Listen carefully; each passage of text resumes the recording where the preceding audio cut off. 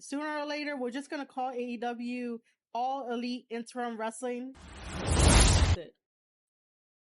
Welcome, ladies and gentlemen, to the Square Circle Podcast. I am your host, Marie Shadows, and on this episode of the Square Circle Podcast, yes, that's right, we are live on Twitch, twitch.tv/Marie_Shadows. If you are not here watching it live, you're missing out on the best content ever because you get my thoughts in real time rather than listening to it as a VOD or a video on demand. So all you have to do is make sure that you are following my channel, twitch.tv/Marie_Shadows.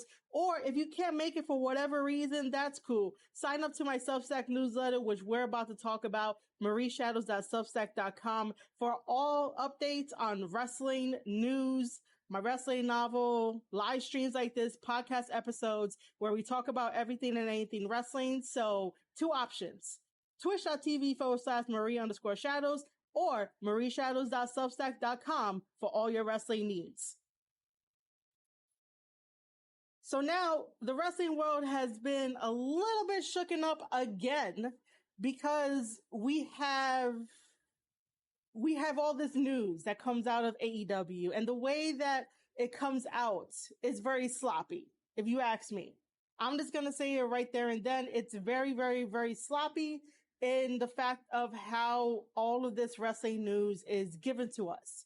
Whether it's given to us through dirt sheets or press releases, no one really knows what's going on. Everyone is copying off of each other. And, there's no real truth seekers in the world of wrestling media, except for me and other people that I know behind the scenes.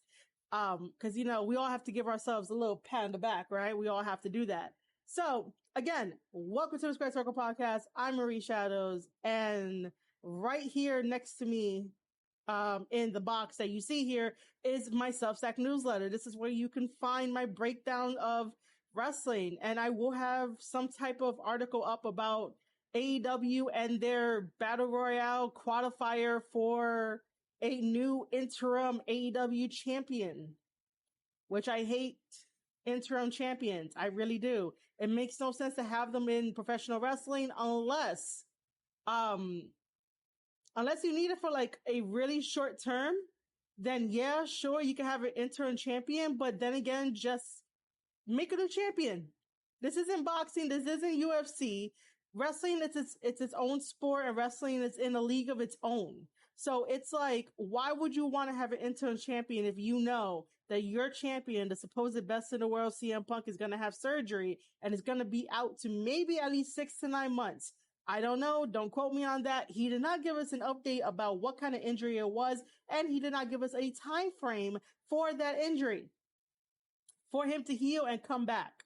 So it makes no sense to keep him as champion, because then, they would have kept Ospreay as champion in New Japan Pro Wrestling when Ospreay suffered his broken neck. And I know people out there are probably going to get on me and be like, oh, why you have to bring Ospreay into it?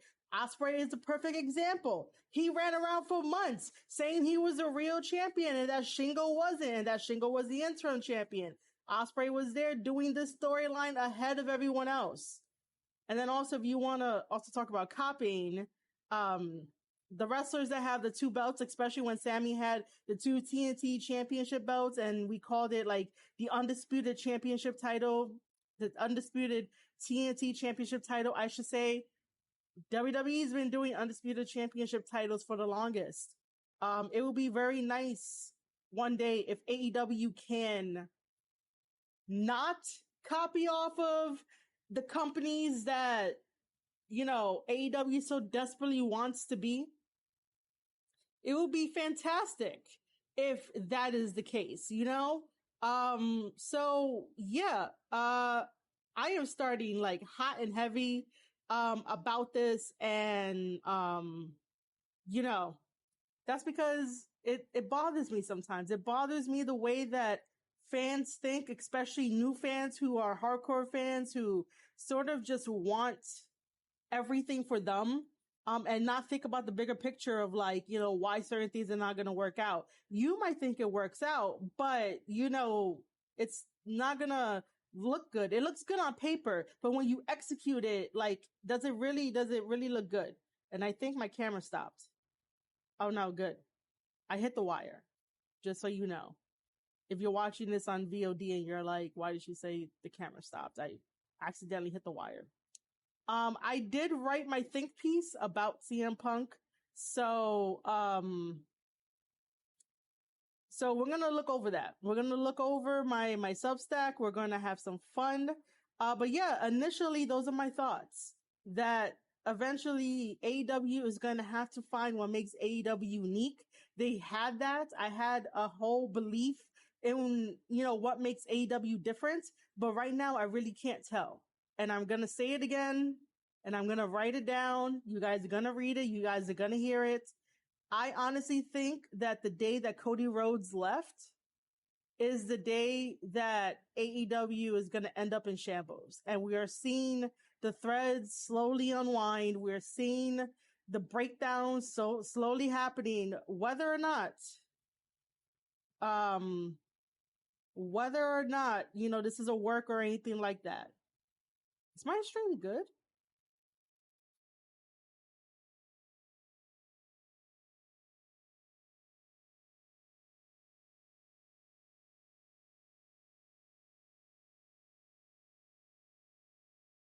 This is the weirdest thing. Guys, give me 1 second. I'll go back to being as my normal self. I want to see something first.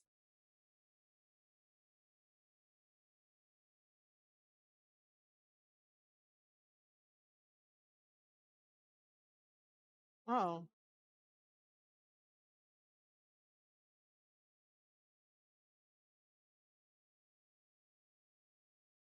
okay. We're good. We're good. Um, as always, tell a friend, let them know that I'm live. If you guys have any questions, drop them in there. Any comments, drop them in there.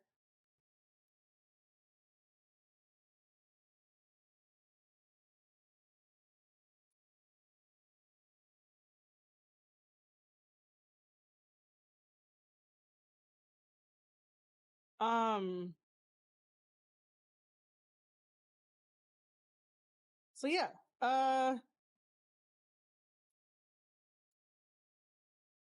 Cool. Everything seems to be going good. All right.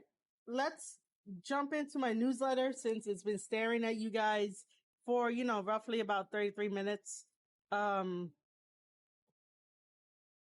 my Substack newsletter is a newsletter that I write. I have multiple newsletter sections where you guys can sign up to, and it goes directly to your inbox. So you can definitely take it with you on the go on your phone. Read it, like it, put comments in it. And this is what shows up when you're not signed up. And it basically just tells you what it is about. So I changed it from Marie's Musings to Square Circle Info because Substack had contacted me and be like, hey, we want to feature your newsletter into the discovery part and also at the front page so people can, sign up. I have been stuck at now 40 subscribers for a little while. For like maybe 2 weeks, I've been stuck at 40 subscribers. And so, somebody unsubscribed, which is okay. I have no problem with people subscribing and unsubscribing because if they don't like my opinion, that's okay too. I'm not telling you guys you have to agree with everything that I have to say. If you want to challenge me on something, fucking challenge me, because the only way that we grow is basically by having a conversation. It's basically getting out my side, your side, listening to each other's sides and being like, hey, I agree with everything but this one. That's how you tolerate somebody else's beliefs. That's how you tolerate someone else's mindset. Because we're not here as robots. We're not here to be like, oh, let me just 100% agree with you on everything. And let me not tell you when you're wrong. No, if you want to challenge me on stuff, do it. Just, do it in a very, I want to say professional way, but do it in a way where like, it's not like pointless attacking without like substantial evidence to back it up or like why you don't like what I said. Correcting me is not the same thing as disagreeing with any of my thoughts. Okay. I'm just letting you know that. So yeah, I decided to change the name from Marie's Musings to Square Circle Info because that just fits the overall idea of the news letter where you get wrestling news from my sources that send me through email. Any type of think pieces, original wrestling content. These live streams from twitch.tv/ Marie_shadows will be on the newsletter as well. I will eventually start putting up my wrestling novel chapters. I will eventually start putting up my Lions War review from New Japan Pro Wrestling. My interviews with wrestlers. My interview with Hinari is already up there. You guys do get a free preview um for only about half of it. And then the other half you would have to pay just because all this work is not free and there's nothing really backing me. I don't have anything backing me in terms of financials. I'm just letting you guys know that. If I could be as transparent as I can with you guys, that's what I like to do. So yeah, let's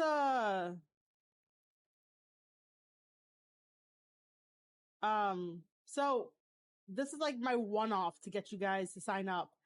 Making wrestling better than it was yesterday. That's the goal through thought-provoking, opinionated, and fiery hot takes and original wrestling content such as podcasts, Twitch live streams, written, and more. So, sometimes people want to read it first. So when we read it first, this is what it is. Let me see if it transitioned well. Yeah, that's exactly what it is. This is how it looks. I got many different types, okay, of articles. So Best of the Super Juniors is covered. I still have to cover some more stuff. I just haven't figured out how I want to do it because it seems like wrestling just drops news every single day and changes the landscape.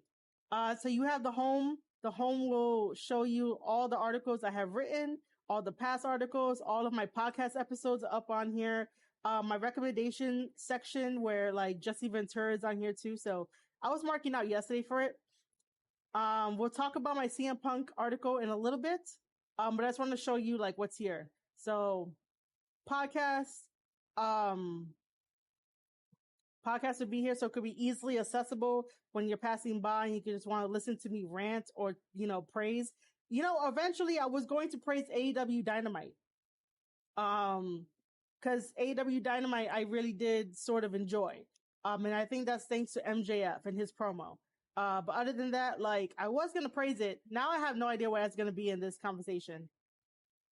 My wrestle sheet, this is basically read and comment on both free and paid exclusive wrestling news, wrestling analytical articles, and write-ups. So as you can see, my newest one, I pinned this to the top, which is Aaron Hennare's interview with me. And again, he is such a sweetheart, but I'm not going to gush over him too much, but he's a fucking sweetheart.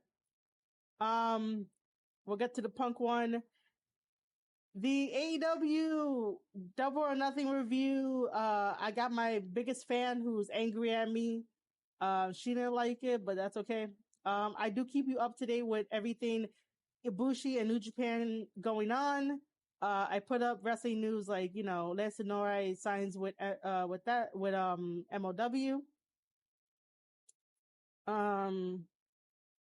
Now if we move to the storyteller, basically this is where it's gonna be my fictionalized wrestling novel going here, where basically I'm up to chapter 6. I have not even worked on it yet. Where you guys get to read it. But it will be paid because that writing a novel is no joke. That shit takes time and effort and everything else that I'm doing. This is it.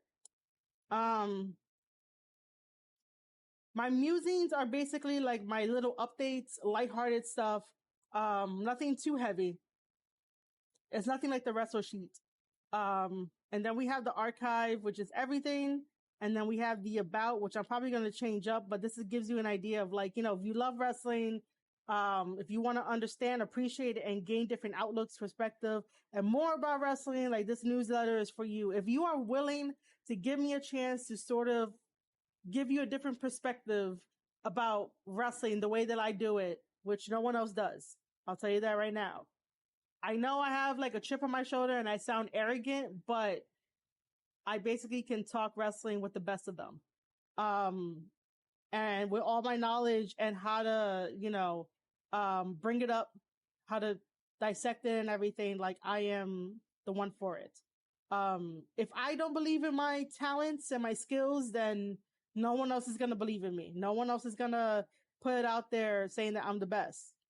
I have to say that I'm the best. But then again, it's the backward shit of if I have to say it, then I'm not the best. But I'm the best at talking wrestling. So this is basically the newsletter. If we go to the wrestle sheet, right? So I wrote this, and eventually I'll get to Jay Quick's question because he's confused about how Moxley is number one contender. So I'll get to that. I'll get to that in a little bit because I think that the rankings for AEW was a good idea in the beginning, but now it's just really fucking crap. It's shit right now. It really is shit. So, what do you call it?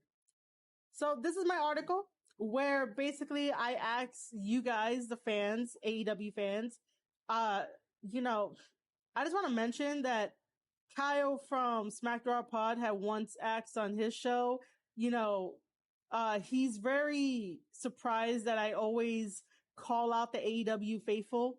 And, you know, the reason why I do that is because the AEW faithful has such a loud fucking mouth that they accept anything without thinking of the bigger picture to how to make AEW better, if that makes sense. And people are probably going to get pissed off at that, what I just said.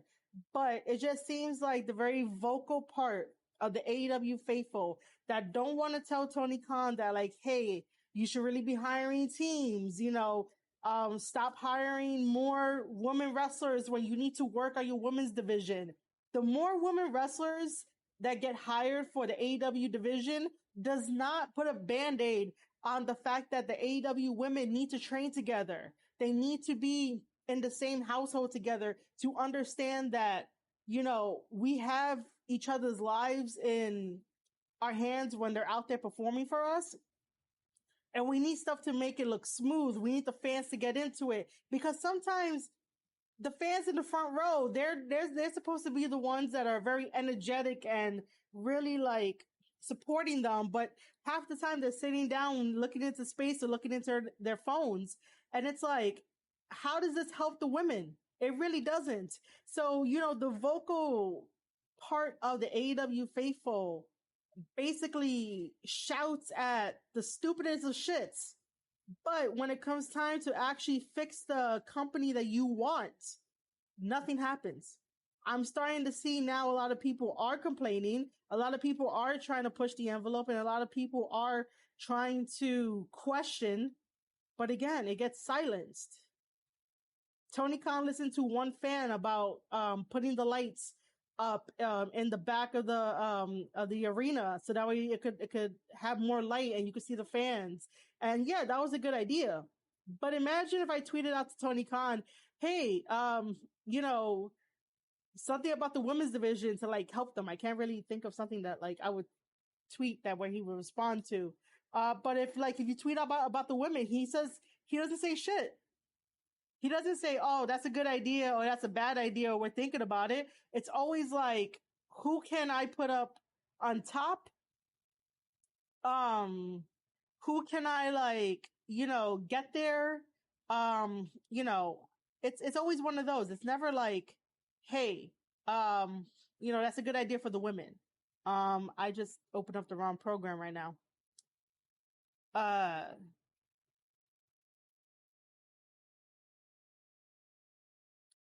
So yeah. So yeah, that's the reason why that's the reason why I call out the AEW faithful to answer my questions, to see where their head is at, even though some of the stuff that they tell me, I'm just like, oh, this is like dead brain cells. Like, come on. And his co-host, Aaron said it perfectly. Like, that's what you do. If you're upset as a consumer, the best thing for you to do is to go after the fans rather than going. Well, if you're the consumer, you go after the fans to be like, hey, we got to step our game up. We can't have this company doing this shit. Like, this doesn't make any sense. And here are my reasons why. Always make sure you have your reasons why. If you don't have your reasons why, then how are people going to believe you? How are people going to take you seriously? You have to have your reasons why you want to have the fans understand your perspective and understand why you want the company to do better. But like I said, his co-host put it in the exact awesome way where it's like, you don't go after the company because the company's not going to give a shit about you. The fans are going to give a shit if you persuade them to give a shit. And then when they voice their concerns and they may or may not pay for something, that's going to open eyes to AEW. You know? I'm just saying. By the way, ads start in 3 minutes. And as always, let me know if I'm making sense here.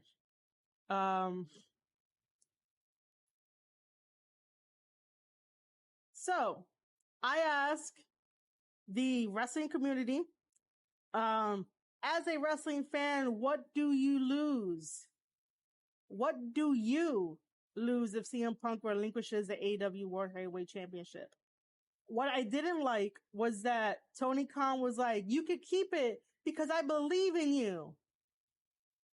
That should have been something what I saw on Twitter or somewhere. Like, first of all, he's supposed to like be your boss, right? If this was any other company, they would have stripped the title from the champion and be like, we wish you a speedy recovery, go get that surgery, and, come back to us when you're 100% and we'll figure out what we're going to do. And obviously, this means that he never lost, but AEW fans are, okay, the way that I'm thinking about this is definitely going to put them into a bad light, into a bad group. If I would have said that AEW fans are selfish. Generally, wrestling fans are selfish. That's a better way for me saying it. In general, wrestling fans are selfish and they want stuff for them. And sometimes they don't think about the bigger picture. So my whole article is basically about like letting you guys know that CM Punk had his announcement. He said that he's injured. He's going to go take some time off. He's going to get a surgery. He wanted to relinquish the title, but of course, Tony Khan was like, no, it's okay. I believe in you. Like, only to have a fucking interim battle royale bullshit of a thing. But yes, if you guys read my article, please leave a comment as to letting me know what you would lose if he, relinquished the title. And I know some of you are going to be like, hey, I don't understand what that actually means. So let me break it down for you. It seems like everyone on Twitter has accepted the fact that we're going to have an interim champion.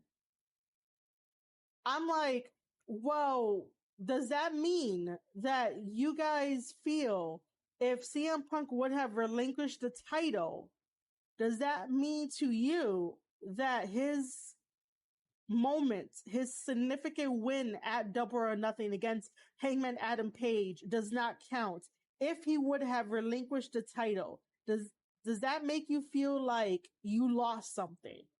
Because everyone is all accepting of an interim champion, but the interim champion is not going to be as valued as the real champion when the real champion comes back. So once CM Punk is healed and he comes back, are you going to remember the interim champion? Are you going to cheer for the interim champion? Are you going to put that interim champion on a pedestal and not the real one? Like, if any of that makes sense. It's one of those things of like, somebody should have sat Tony Khan down, discuss what CM Punk was going to say rather than doing it live. There is a perk to doing wrestling live and unscripted. Sometimes you get a very good deal. Sometimes you get a very bad deal.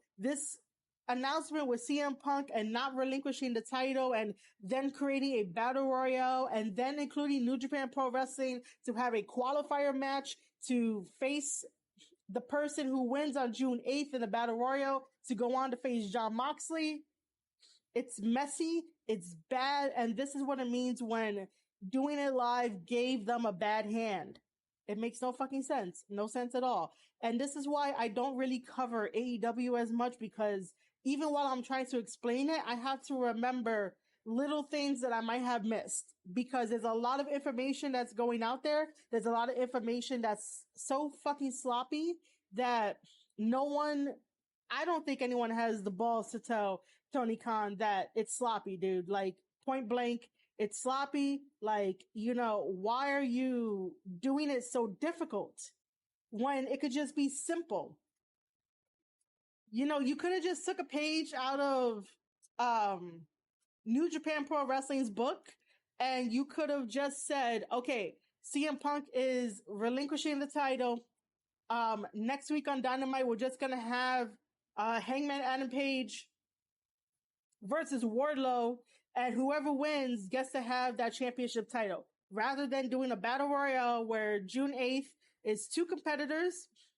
Whoever wins gets to fight the June 12th New Japan Pro Wrestling Dominion winner for this battle royale, and then face Moxley at the Forbidden Door. Jesus, that's a mouthful. Man. AEW, man.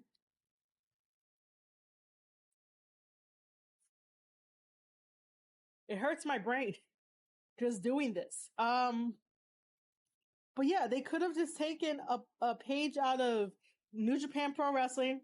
They could have had, like I said, Adam Page versus Wardlow. Whoever wins the champion, and they go to Forbidden Door and they face Tanahashi. Like, how would you not want to have? Okay, we'll have a wholesome match of Hangman versus Tanahashi if Hangman won it back. Or we'll have a whole brand new era of Wardlow versus Tanahashi. And let's see what happens. Because for damn sure that no New Japan guy is gonna get the AEW championship title. And that's very bad for business. It's just very bad for fans. It's bad. Because nobody wins in that situation. You don't walk away with a good feeling. You automatically know that, as per the press release, that we're going to have on New Japan Pro Wrestling Dominion coming up on June 12th, which you guys can see on njpwworld.com. Make sure you get a subscription. It's only $7 this year. The price went down in American money, just so you know. You know that they have Tanahashi versus Hiroki Goto. Not many people know who Goto is.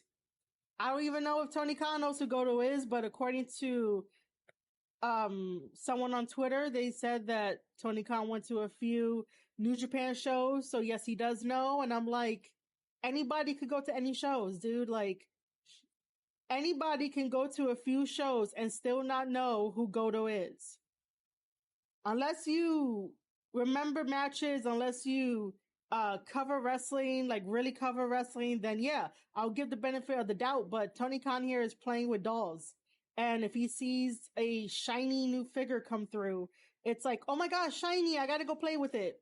He's not gonna remember who the fuck Hiroki Goto is. And we know that Goto is not gonna win over Tanahashi. If Goto wins over Tanahashi, man, that would be amazing. I would not be mad at it. I'll be completely surprised. And Goto gets to finally have his flowers that he deserves, because he's one hell of a fucking wrestler. I enjoy Goto's work, and he's a very good wrestler. In New Japan Pro Wrestling, he's teammates with Yoshihashi, and he's teammates with Ishii, and he's part of Chaos. He's really, really good. So yeah, like, imagine if we get some good storytelling of like Tanahashi versus Wardlow. Tanahashi would definitely teach Wardlow a couple of things, because even though Wardlow is a very big guy, He doesn't always have to do big ass spots to just impress people. Also, he doesn't have to keep doing power bombs. That shouldn't be his thing. If Wardlow keeps doing power bombs, that's gonna be his box. And then all the appeal that I like about Wardlow is gonna go away. I don't understand why AEW insists on they hate the competition. They hate WWE. When I say competition, I mean WWE. They hate WWE. Every chance that they get is fuck WWE. But yet then they have their biggest guy to do powerbomb at the powerbomb at the powerbomb at the powerbomb. People want to compare Wardlow to Goldberg, I think, and I think people want to compare Wardlow to Batista. No, compare Wardlow to Brock Lesnar. It's really there. Compare Wardlow to Brock Lesnar, because all Brock Lesnar does is suplexes. You know, Brock Lesnar says, "Welcome to Suplex City, bitch." Wardlow could say, "Welcome to Powerbomb City, bitch." Like, compare Wardlow to Brock Lesnar with just having that one move. And I'm telling you, the more that he does it, the appeal of Wardlow is really gonna fade away, and that's really the saddest part. He needs to switch up his moves, do other things as a big man, and not just rely on the power bomb. And don't always try to do a swanton if it's not fully learned in a way. So yeah, I would like some new fresh matchups once we get to this whole entire you know, I guess Dominion into Forbidden Door and shit like that. But yeah, let's go further down my article. This is the podcast episode that you can definitely listen to, where I talk about Tanahashi versus Shingo for the IWGP Championship title. This was to find like the actual like winner. So I even say here that, like, you know, I don't think AEW should have an interim champion. Um, I noticed that every time something bad happens to AEW, Tony Khan panics like a little kid. And when you panic as a little kid, or like a little kid, you don't see the full picture. You make rash and irrational decisions, and you want to make sure that you keep the hardcore fans happy because they're the ones that are paying for shit. I don't know of a casual fan that pays for like AEW tickets. I know that it's a AEW fan that pays for tickets or a hardcore fan that pays for tickets, but a casual fan will most likely be tuning in to Raw or SmackDown, and watching that and going to that and having more fun there. So you gotta like, I don't know why my brain wants to say you gotta like pick and choose. Most likely you do gotta pick and choose. Um, so I did say here that creating frequent interim champions isn't long-term storytelling. That is so wrong. I can't believe someone had tweeted that out. But creating frequent interim champions isn't long-term storytelling. Sure, it's a block in the road of like the stories you're trying to tell, but it's not long-term because no one's going to give a shit about the interim. You're there as a placeholder. That's all it is. That didn't help Sammy Guevara with his Cody Rhodes feud when Cody announced he caught COVID. It isn't creating new stars. It isn't creating new stories. It's not putting the AEW day one guys first when they're going to take a back seat once the real champion comes back. That's exactly what's going to go on. They're going to take a back seat. And interim champions are not the quick fix answer to avoid the tough decisions that need to be made by a boss. Jericho says that, you know, Tony Khan is the best boss that he ever worked for. That's because Tony Khan treats people like his friends. When you're in this type of business, the more you treat people as your friend, the comfortable they get and the more complacent. No, wait, hold on. Complacent might be the wrong word. Um,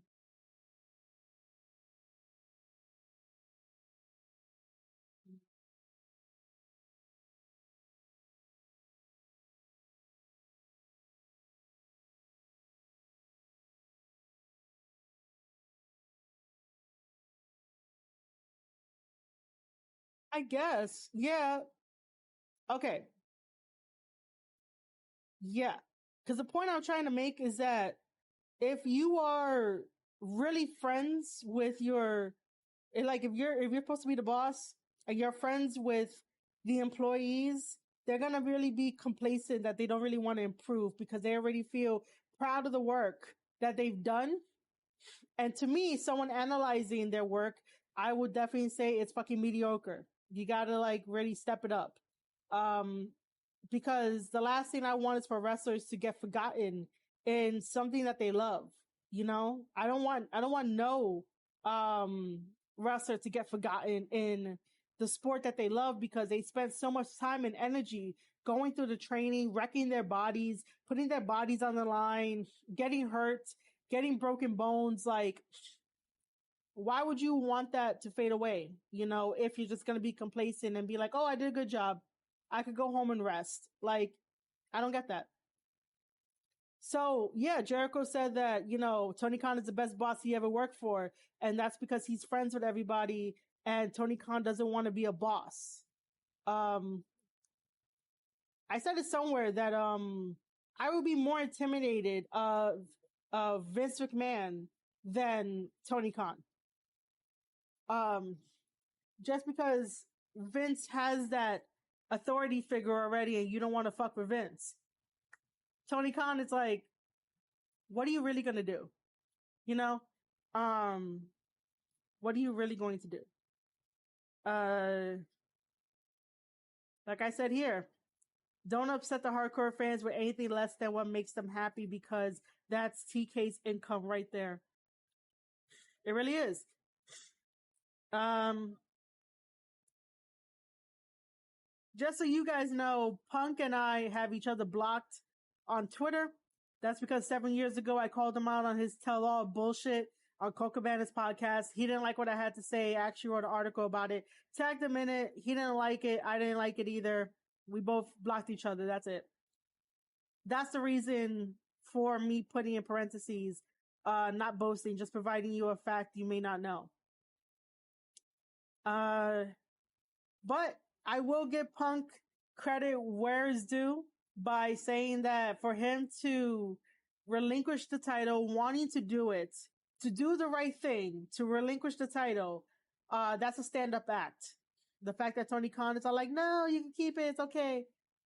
Like, what are you talking about? He's hurt. He's gonna be out for a long time. But yet then you're gonna have an interim champion? Like, I hated when we had the Ring of Honor Women's interim champion. Why? Just wait until Deanna is done with her bookings and have that as a special tribute match. I don't know. Tribute match is not the right thing. But, like, he should have fucking waited instead of having an interim championship title. Uh, and then I explain what I mean by lose anything. So when you guys read this, um, that. And then also, I had to hit you guys with this, right? Wow, it's always sad for a wrestler to leave due to injury. CM Punk will be okay. He didn't choose the Z-Pack. I had to hit you guys with one of that because I don't like CM Punk anymore. I'm not taking his babyface promos, his oh my god, woe is me promos. I'm not doing that shit. Like it's really over. Like I really felt betrayed when he did that 7 years ago. Um, so yeah, that's basically my article. And then you could definitely see like anything else you want. More stuff will be added to the site. This live stream in particular will be added to the site as well for you guys to view and watch. Because I realized that for people who want to watch the VOD, you have to subscribe to my channel. I totally forgot I had that on, but I'm gonna probably leave it. But yeah, this is my newsletter. I hope you subscribe. Subscribe to marieshadows.substack.com where I let all my thoughts go. You know, if I couldn't troll you with the title, at least I can troll you at the end with that stuff. Um, Now, since I'm on here about Yo, get your podcast. Bro, you missed my whole entire rant. You're going to have to catch the replay. How are you guys doing? What is up? I'm going to try my best to explain Jay Quick's confusion. I just can't. I just really can't, you know. Well, what's up, guys? What's up? All right. So we're here at the power rankings, right? Oh, by the way, for added context, it's Marie, not Maria. um, for context, Tony Khan actually tweeted out that Jon Moxley has 7 straight wins. He is undefeated. Therefore, that's why he chose Jon Moxley. So that tells me, because someone did say Wardlow should be in that spot, but he said that Wardlow lost. He said that Wardlow lost. So that tells me that Tony Khan just picks the people that have a straight, clean victory win, and that's it.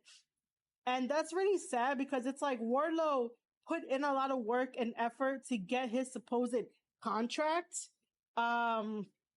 It's all good, Getcho. Wardlow put in a lot of work to get that contract from AEW, and yet then you're gonna fucking put in Jon Moxley? Man, I get it. Jon Moxley is your go-to boy. I totally get that. But shit, man, build up AEW on your day ones. On the ones that are like, they feel like AEW guys. Not on the backs of ex-WWE guys. All right. How the fuck am I gonna, like, understand this? Okay, so official power rankings as of June 3rd. Oh, okay. So as of yesterday,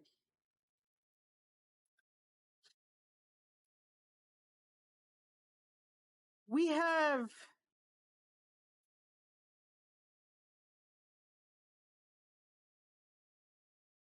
Jon Moxley, Wardlow, Hangman Adam Page, Adam Cole, and Jay Lethal.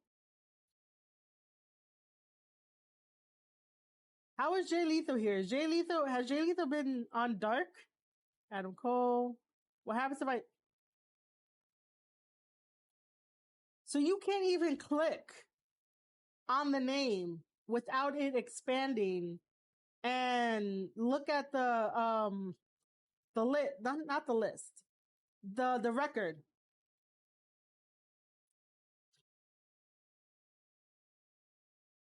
Man, I don't know anymore. I don't know anymore, man. Yo, Jay Quick, I don't know how to answer your question. I don't know how to not have you confused. Other than like letting you know TK tweeted out about why Jon Moxley is number 1.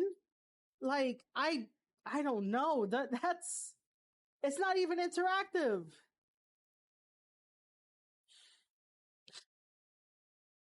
This is why I get upset at wrestling fans, mainly AEW faithful, because, in order for the AEW faithful to properly present their arguments as to why things are the way they are, they really can't. Like, case in point, I couldn't look at the records to try to make some sense of it rather than trying to give you Steiner math. But everyone that's an AEW faithful cannot give you proper arguments. Tony Khan can't give you proper arguments either about like why certain things are the way they are. Case in point, that AEW scrum that happened and Tony Khan went all over the place. Like, what the fuck? Like, I can't tell you guys, I can't break this down for you guys. Now do you understand why I say New Japan is fucking everything? That New Japan is the best wrestling company that's out there? Like,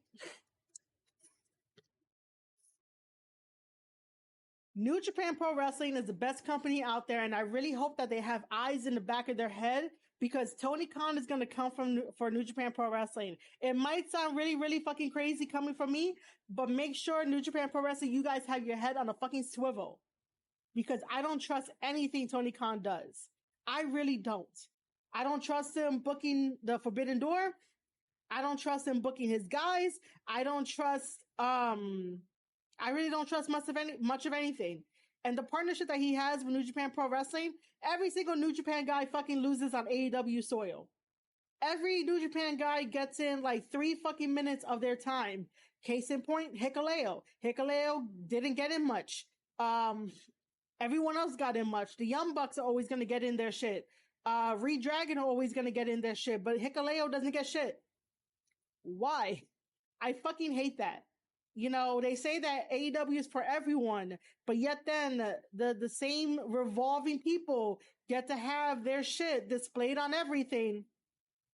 And fuck if you're a New Japan guy, if you're an Impact guy, like you're not an AEW guy. You're not Tony Khan's favorite.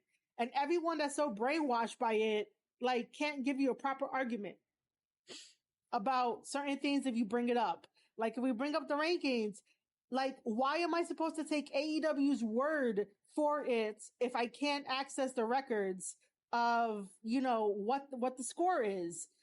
It's like, for example, you know me, I don't like using other sports analogies because I am really bad at like other sports. I only know professional wrestling because that's my bread and butter. And again, I break it down like no one else. I try to. You guys are seeing this. I try to break this shit down. So basically, let me just say this. So yeah, why am I, as a AEW wrestling fan, let's just say that, because I still comment on AEW, so I guess we're going to call me an AEW fan.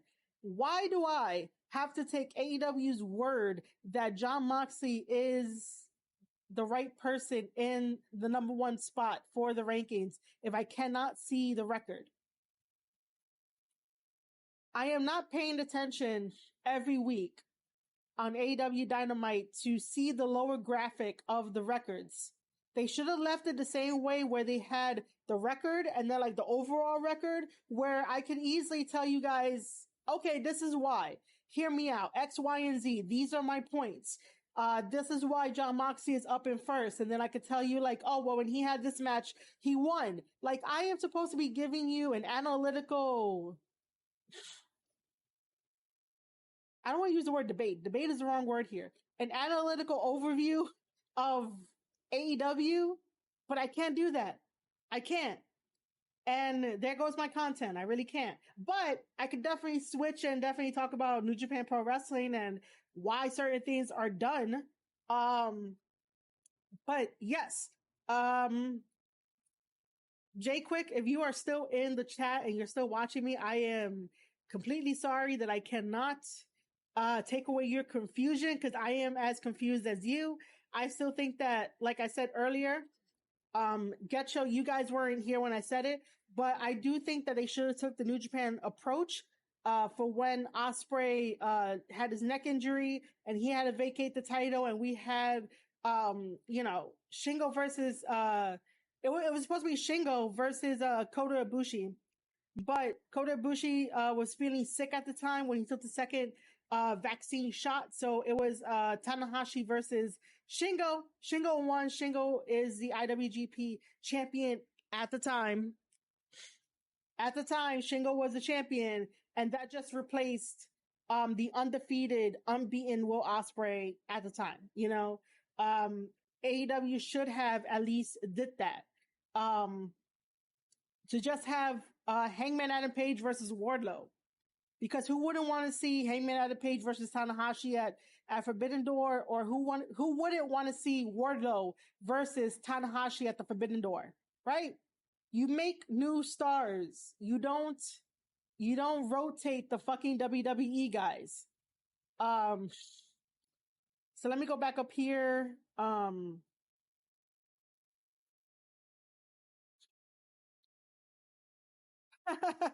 Get Your Podcast said, no lie, AEW website running on Windows 95. It fucking looks like Windows 95, dude. Like, man, it looks like fucking Windows 95. This Forbidden Door might be mid. I don't like using mid. I really don't. But yeah, man, like I don't know. I don't trust it. They should have set up some angles, at, Double or Nothing to just sort of ease us into this. Because now it's going to feel like a fucking WWE pay-per-view where, the build up took 2 weeks, and that's bad. That's fucking bad. Um, yep, Adam Cole had to announce it, and they didn't allow the president of New Japan to speak. Yeah, I didn't like that. Even Jay White came out too and basically, announced it too. But even if the president of New Japan did speak, most likely he's going to be speaking in Japanese. So I get why they did it, but again, everything just feels so fucking sloppy. Um, just so you guys know, ads start in 3 minutes. If you do not want your experience to be interrupted, by all means, send me that Twitch Prime. Um,